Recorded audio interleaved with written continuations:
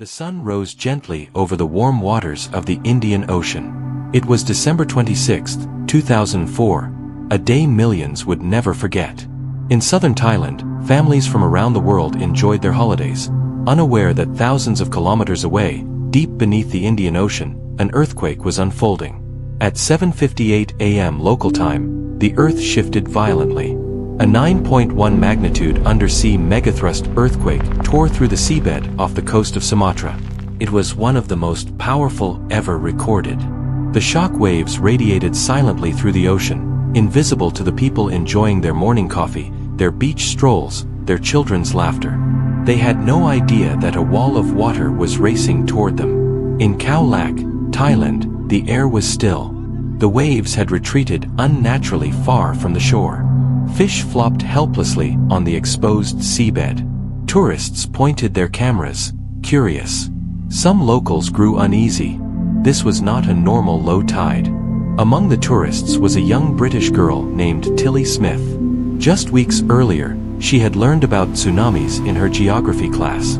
Standing on the sand, she noticed the sea behaving exactly as her teacher had described.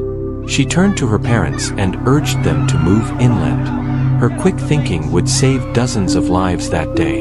Elsewhere, on the beaches, families played, fishermen prepared their nets, and hotel staff set up for another day in paradise. But the sea was no longer at peace. A deep, distant rumble began to roll across the horizon. The wave arrived. What first appeared as a dark line on the horizon grew rapidly into a towering wall of water. Without warning, it slammed into the coast. Resorts were crushed. Entire neighborhoods were flattened in seconds. People were swept off their feet, carried inland by a roaring, churning mass of debris.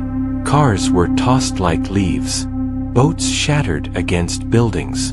The air was filled with splintering wood and the thunder of collapsing structures. In Thailand, Sri Lanka, Indonesia, India, and beyond, the tsunami hit coast after coast, each wave striking like a hammer.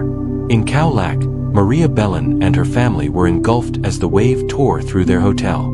She and her son Lucas were separated from the rest of the family. Fighting through the swirling debris, they clung to tree trunks and fragments of buildings to survive. In Sri Lanka, trains were derailed by the force of the water. Entire villages disappeared under the surge. On the beaches of Indonesia, the first wave was followed by others, each one more devastating. When the water finally receded, silence fell. The world had changed in minutes. Survivors clung to anything that could keep them afloat. Some climbed trees. Others found themselves on rooftops miles inland.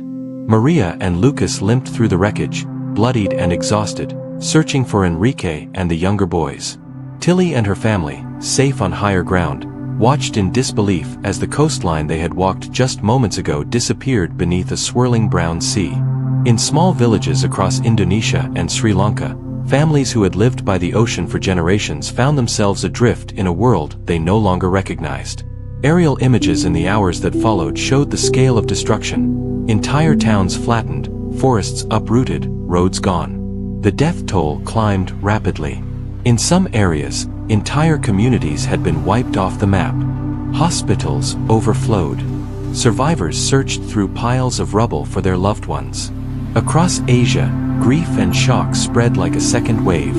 But amid the devastation, acts of incredible bravery and compassion emerged. Local fishermen rescued strangers from rooftops.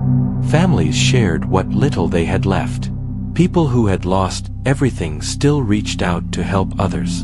In the days that followed, rescue teams from around the globe poured into the region. Helicopters ferried the injured to makeshift hospitals.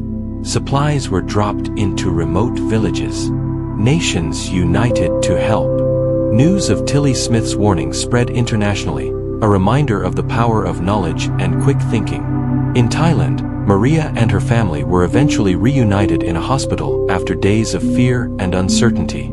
Their story became one of hope in a sea of tragedy. By the time the waters had calmed, more than 230,000 people across 14 countries were dead.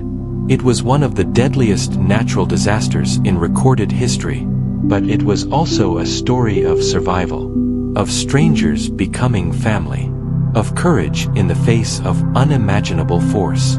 On beaches once torn apart by the waves, candlelight vigils were held. Names were read. Tears were shared.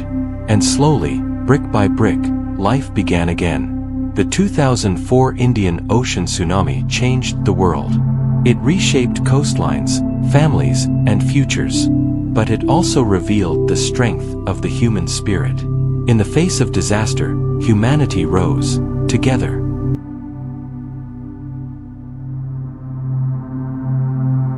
If this story moved you, please click the like button, comment, subscribe, and do well to share it, because history only leaves when we remember.